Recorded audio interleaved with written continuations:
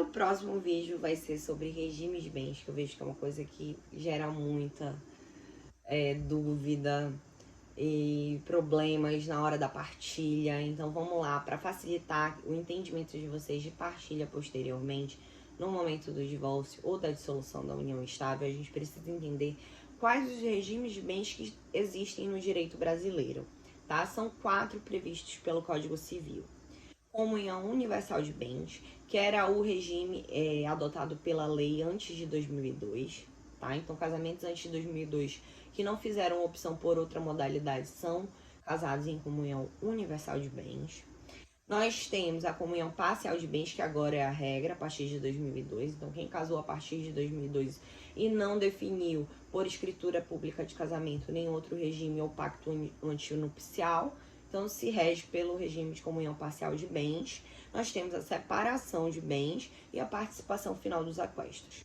Lembrando que a separação de bens, ela se dá de 2 formas.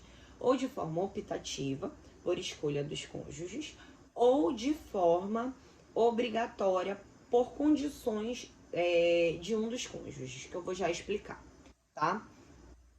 Então, assim, as pessoas elas podem estipular o que quiserem em relação ao regime de bens, tá?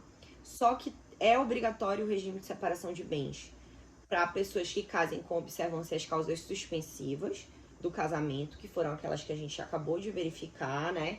Casar antes dos 16, casar dos 16 sem um representante legal ou por autoridade incompetente, né? Pessoa maior de 70 anos obrigatoriamente se casa com separação total de bens, e pessoas que dependerem para casar de suprimento judicial de qualquer forma. Então, em todos esses casos, a separação é total de bens, tá? O regime legal adotado hoje pelo ordenamento jurídico brasileiro é o da comunhão parcial de bens, tá? Então, salvo se você não escolher um pacto antinupcial, ou se você na escritura pública de casamento e não indicar outro regime, porque o pacto antinupcial ele pode trazer regimes híbridos, características da separação total, características do comunhão parcial, da participação final nos aquestos, enquanto que se você optar só por outro dos regimes, não tem essa maior complexidade, tá? E essa é a importância de fazer o pacto antinupcial, lembrando que o pacto antinupcial ele não versa só sobre questões patrimoniais. Ele pode versar, por exemplo, sobre multa contra a pessoa que foi infiel em relação a outro cônjuge. Ele pode dispor do direito de um dos cônjuges sair sozinho uma vez por semana para ir jogar futebol com os amigos, viajar sozinho uma vez por ano. Então, há uma série de situações que a gente pode prever, a questão da custódia e ajuda de custo de pets no caso de divórcio também pode ser previsto. Só não pode ser previsto questões relativas à pensão alimentícia, porque são direitos indisponíveis, né? E aí, só questões puramente patrimoniais, elas podem estar contidas nesse pacto antinupcial. Mas eu vou fazer um vídeo só sobre pacto antinupcial, porque acho que merece. É um instrumento muito subutilizado ainda no direito brasileiro e é muito útil, tá? Mas eu acho que a gente já está começando com mais pessoas procurando planejamento matrimonial, procurando entender que regimes existem, que podem escolher, entendendo que pode ser firmado um pacto antinupcial que combina características de vários regimes. Então, eu acho que cada vez mais a gente vem se esclarecendo nesse sentido, né? Então, na comunhão parcial de bens, o que acontece? Esquece os bens que eu tenho anteriores à realização do casamento.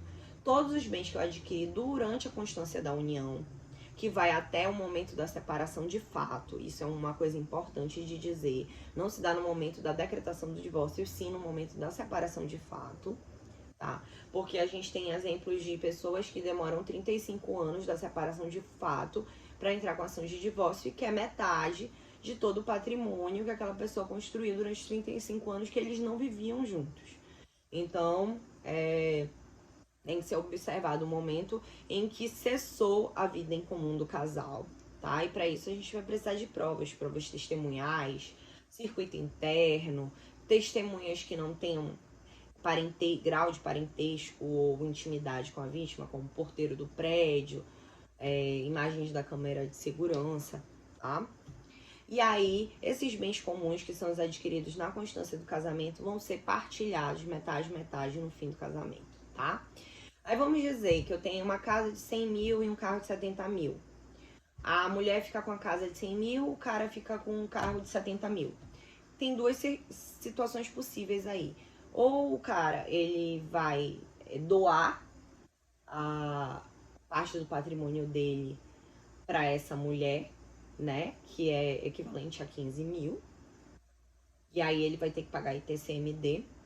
Ou ele pode fazer uma cessão onerosa, né? Que nesse caso ele vai fazer uma cessão onerosa, ou seja, a partilha, ela vai ter direito à casa, ele vai ter direito ao carro e ela vai pagar a diferença para ele, né? Através de um instrumento aí de depois de firmado a partilha, um instrumento aí de compra e venda, um contrato de compra e venda, tá? Porque nem sempre dá para dividir metade, né? E aí a gente tem a comunhão universal de bens, que era o regime adotado antes pelo Código Civil de 16, em que todos os bens, não interessa se foram adquiridos antes ou durante a união, eles serão partilhados metade. Quando não pode ser partilhado metade? Quando um dos cônjuges abrir mão, tá? Tirando isso, tem que ser partilhado metade. Mesmo que ele abra mão, ele vai ter que pagar ITCMD, que é o imposto de doação, né? E aí a gente tem o regime de participação final nos aquestos. O que é isso, né? Todos os bens adquiridos onerosamente durante a união, né? Eles vão ser calculados, o valor daqueles bens, e aí vão ser divididos por 2. E aí a divisão não é em bens, a divisão é em valores. Então vamos para a mesma hipótese que a gente estava dando antes. Uma casa de 100 mil, um carro de 70 mil. Então é 85 mil para cada cônjuge, né? Que tem direito. Então, um dos cônjuges pode ficar com a casa e pagar 15 mil a outro cônjuge. E pagar essa diferença. É basicamente assim que funciona a participação final nos aquestos. É que não há divisão de bens, há divisão de valores, tá? Regime de separação total de bens, que é aquele que optativo, né? Geralmente quem faz esse regime de separação total de bens são pessoas com muito dinheiro, né? Porque pobre, liso, quer juntar as dívidas. E também é importante dizer que é possível a alteração do regime de bens durante a união, tá? Desde que não prejudique a terceiros, tá? Dali pra frente, né? Até se pode considerar efeitos retroativos. Existem algumas jurisprudências a esse respeito, desde que não prejudiquem direitos de terceiros, tá?